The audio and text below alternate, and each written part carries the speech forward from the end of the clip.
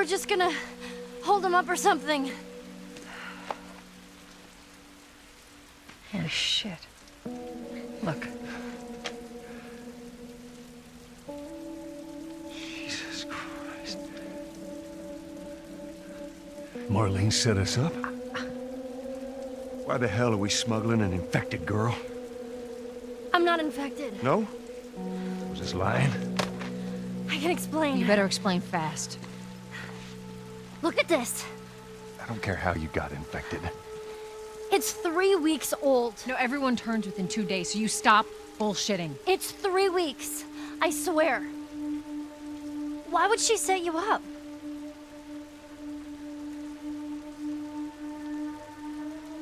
I ain't buying it. Oh, shit. Tess, run. Run! Go! Go! Move!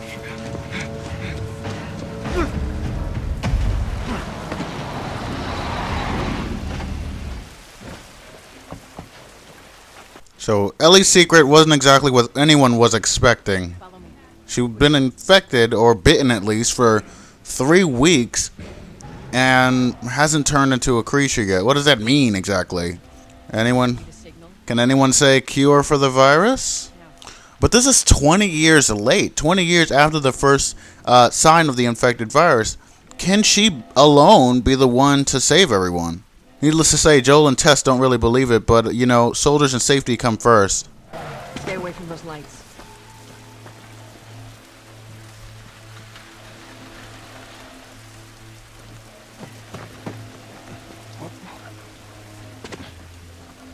Ellie, it's gonna be another sprint. You ready? Sure. Yeah. God damn it. They're everywhere.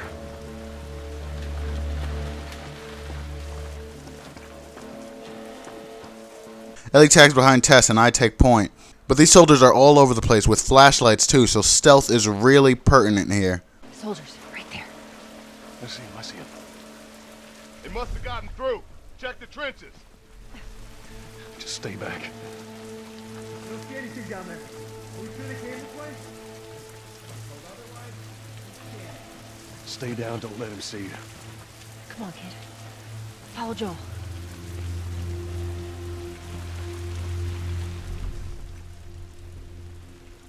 I thought at first that hearing mode might be a bit overpowered as a mechanic, but honestly, it's not at all. Being able to see your enemies through walls doesn't help you get around them any easier, especially if they all have different modes of finding you, like the clickers, for instance. The clickers use sound to find you because they can't actually see. And the runners, oh, don't even get me freaking started.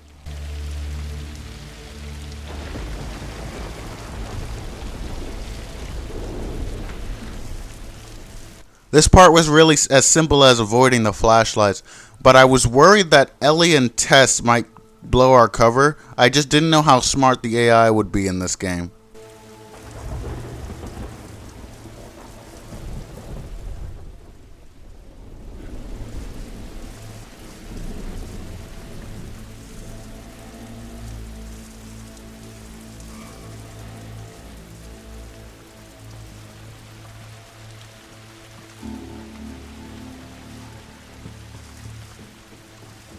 You see anything?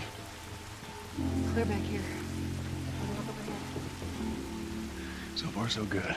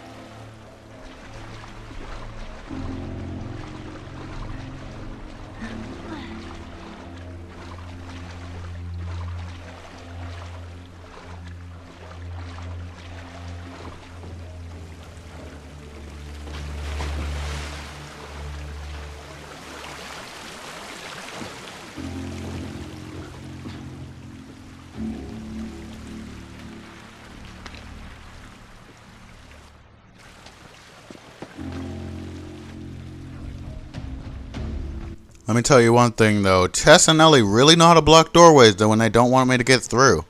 Jeez.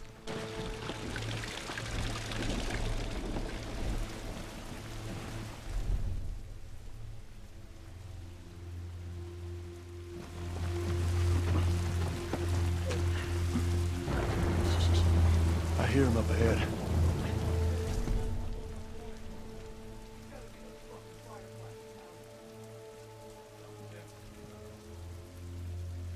See, to the military, Joel and Tess are practically Fireflies, so it really doesn't matter how much they try to explain themselves or get out of the situation. They're Fireflies to the core, according to the military at least.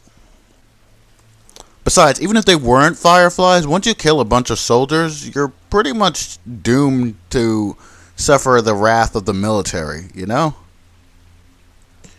You can always tell when you don't have to be stealthy if your companions are standing up. If your companions are being stealthy, then pretty much you have to be stealthy. But if your companions aren't, then you don't have to be. Unfortunately, I didn't realize that until a while in.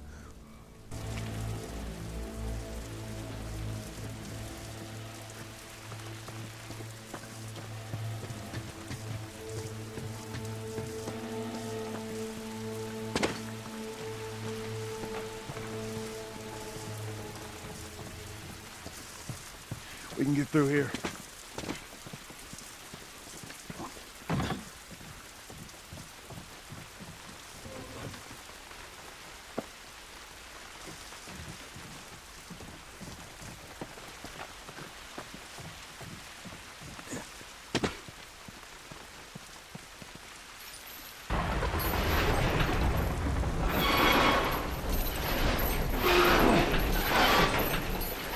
Down. Come on, Ellie.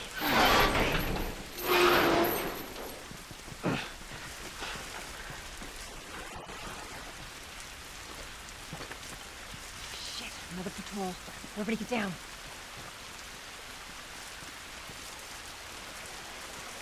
There's so many of them out here. How are we supposed to get past them? Ain't spotted us yet. Let's go around. Have a look. It's too many, Tess. Oh, man. This part was not my best display of strategic stealth possibilities at all. I thought I was being stealthy, but apparently I got seen by one of the guys above or something, and it just did not occur well. What I did find, though, was a really cool thing where if someone that Joel is with is taking cover right in the same spot that he has, he puts his arm over them, which is not only a protective gesture, but it also takes up less space than two people taking stealth in two opposite places. So that's actually really cool. Getting seen by these well-armed dudes was a death trap, to say the least. I wasn't paying attention to the sounds. You see, too early on, I didn't realize that the sounds actually showed whether or not you were caught or not. Just like in Metal Gear, how they have that really trademark exclamation point sound, and you know when you're seen. This game uses sounds to let you know when the enemies have seen you. So in a deadly shootout with these military guys, I tried to go for headshots to conserve as much ammo as I possibly could. However, they were wearing helmets, and I'm pretty sure that affects how much damage my bullet does when I shoot them in the head.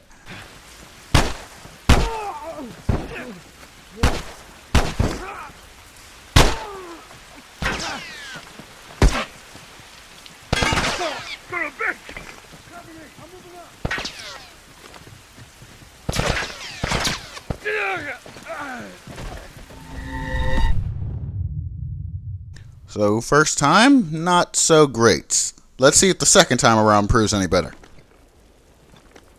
These guys were way too well armed for me to take on in armed combat. See, my only trick was using the sound mechanic to lure them away from me. And it's just like if you play any kind of online game and someone only has one trick up their sleeve. Like, oh, I'm going to throw a Demon Wind Shuriken and then use my ultimate jutsu, and I'm just going to keep doing that over and over again, and I'm going to win that way. You can tell when someone only has one trick up their sleeve, and then when things don't go their way, they're really put into a corner. That's the situation I found myself in, so without any other option presenting itself, I decided to just run away. Hide behind cover and run. That was the best thing I could possibly do at this point. What's alive? It's somewhere around here.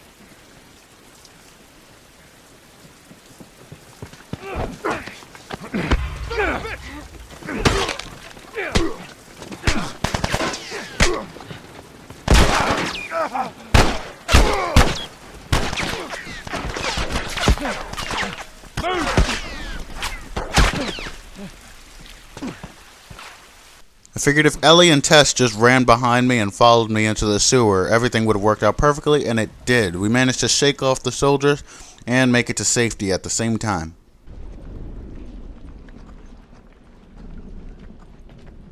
Yeah, this looks right. Stay close. At least we're out of the rain. 1 bullet, 1 shiv, and 1 health kit. Wow, things did not go well in that battle. What's so great about this game is I think that the stealth mechanic takes away from the whole one-man army kind of deal, which is like Uncharted. In Uncharted, Nathan Drake was very weak going up against all these soldiers, but he still was lucky enough to survive. In this game, the stealth mechanic makes it seem like it's more strategic, and even though it's still kind of one-man army, sometimes you just have to choose not to fight. And I think that adds to the kind of meekness that you feel as this protagonist, which makes it very real and very palpable, I think. Acknowledge.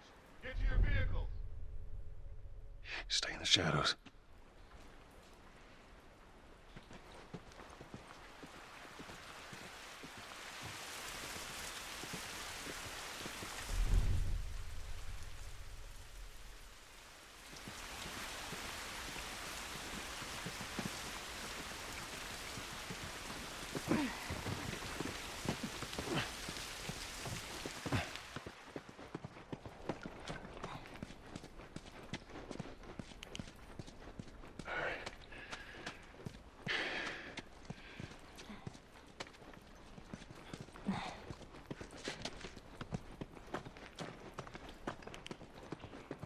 Tess, up through here through this pipe. I think we can make it through here. Stay very close, son.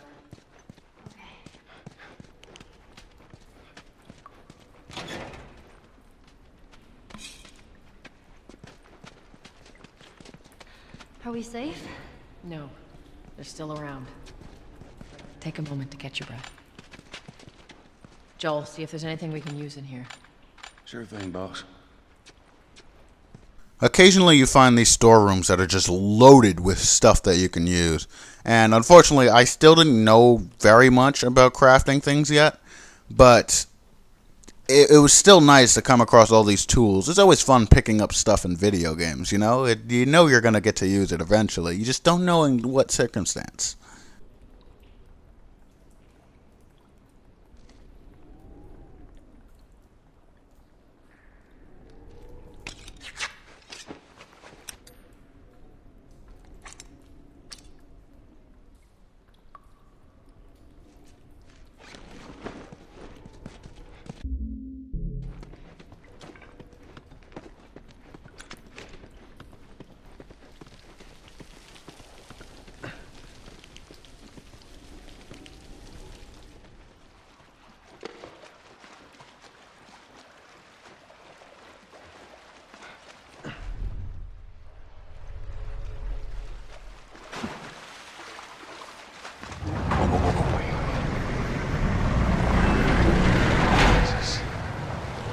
Gather up.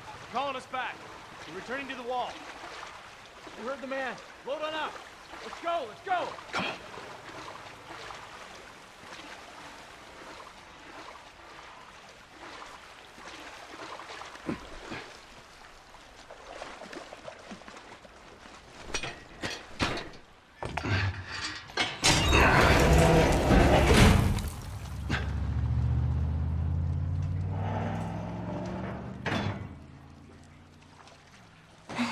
right, they're gone. Look, what was the plan? Let's say that we deliver you to the Fireflies. What then? Marlene, she said that they have their own little quarantine zone with doctors there still trying to find a cure. Yeah, we've heard that before, huh, Tess? And that whatever happened to me is the key to finding a vaccine. Oh, Jesus. That's what she said. Oh, I'm sure she did.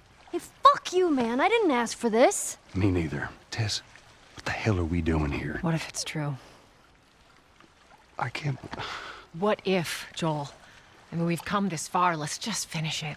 Do I need to remind you what is out there? I get it.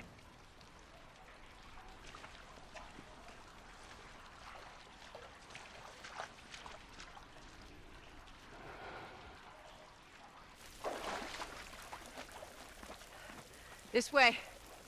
If we cut through downtown, we can hit the Capitol building by sunrise. We hope. Joel is sensible, and he's obviously worn down by this whole ordeal with the infected and whatnot, and he doesn't want to take risks where they don't need to be taken.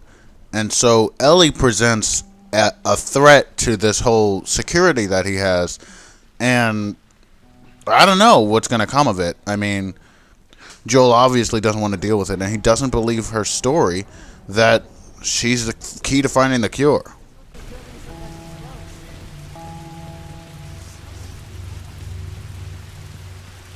So what happened here? They bombed the hell out of the surrounding areas to the quarantine zones, hoping to kill as much of the infected as possible. It worked for a little while. What the hell? Tess, you hear that? Yeah. Sounded pretty far away, though. Are we safe?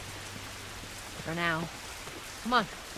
This is the moment where the demo began, and obviously that intro sequence was confusing as hell if you didn't have the context of everything else that happened. So, this was the first exposure to The Last of Us. And just from looking at this, it's kind of weird to peg this game in a certain genre. Obviously, it's survival, horror, stealth action, which is great, by the way. It's a great combination. But it's also kind of hybrid open world and linear at the same time. It's mostly linear, but the maps are so big and there's so much detail in everything that you can almost say it's an open world game. Now, it's not really an open world, but it's kind of a hybrid between them because they've really taken a step up and made the maps a lot huger to make sure that there's a lot more of a survival element and a kind of adventure game element to it, where you actually have to find your materials, create stuff, and use them to get to the next area. Honestly, some of these maps are so big that I sometimes forget where the game wants me to go. Keep looking. You just stay close to her for now. This is what bothers me when companies start making up excuses. Like, for instance, Final Fantasy XIII, Square Enix, the people who made it, were making up all these excuses saying that, oh, people's biggest complaint was that the game was too linear, and it's really hard to make a really compelling storyline when a game is too linear, when many RPGs in the past have been very linear with linear storylines, but still have lots of big explorable maps in them. And then you see a game like this, which has an incredibly linear storyline, but still has these wide open maps that you can explore, and it doesn't feel like you're just walking through a hallway. Even if there isn't always stuff to find, which there totally is in this game, because there are so many different materials and other collectibles that you can find, but even if there isn't stuff to find, it's still nice to be able to go around and explore everything. Just like with Metal Gear Solid 4, the maps were really big and detailed on Metal Gear Solid 4. I think the problem with that was, though, that there weren't any collectibles or anything else for you to find, so you were really only supposed to go through one area anyway. In this game, there's so much extra stuff for you to come across that it really promotes exploration, and it makes you enjoy the finer details of the game world.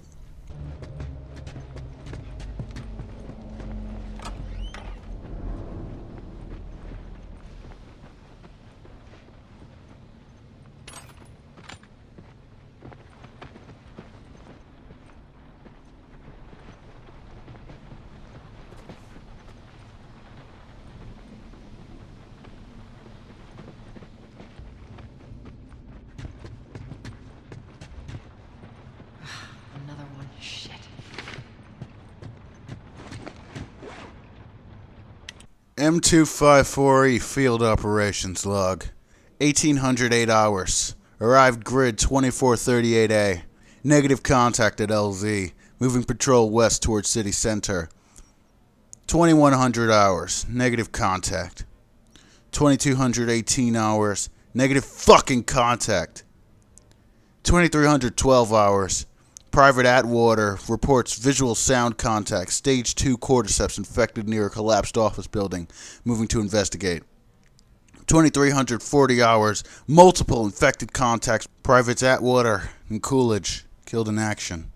Overrun. Fell back to building interior. Awaiting evac. These guys died waiting. By the way, I said in my demo review of The Last of Us that this game wasn't really scary. And I totally take that back for reasons that we'll talk about later.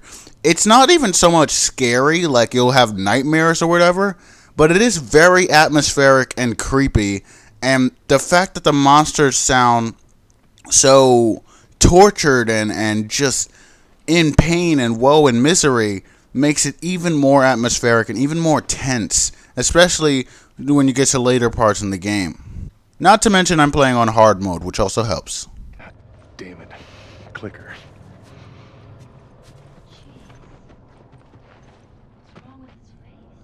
That's what years of infection will do to you.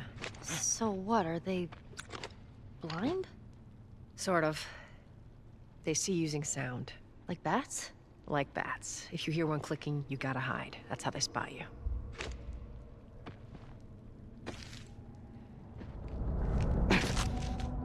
Yeah.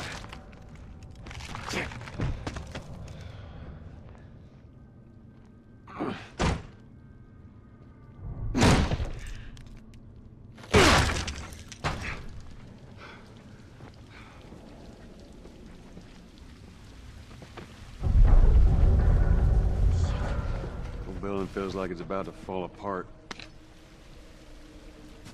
What really sets this game apart from its predecessors, namely Uncharted, is that it isn't about the set pieces. Uncharted 2 was about the set pieces, and so, especially so for Uncharted 3, you have boats being turned on their sides, you have being flung from an airplane and having to survive from that. In this game, it's not about the set pieces, it's about the storyline and the gameplay specifically.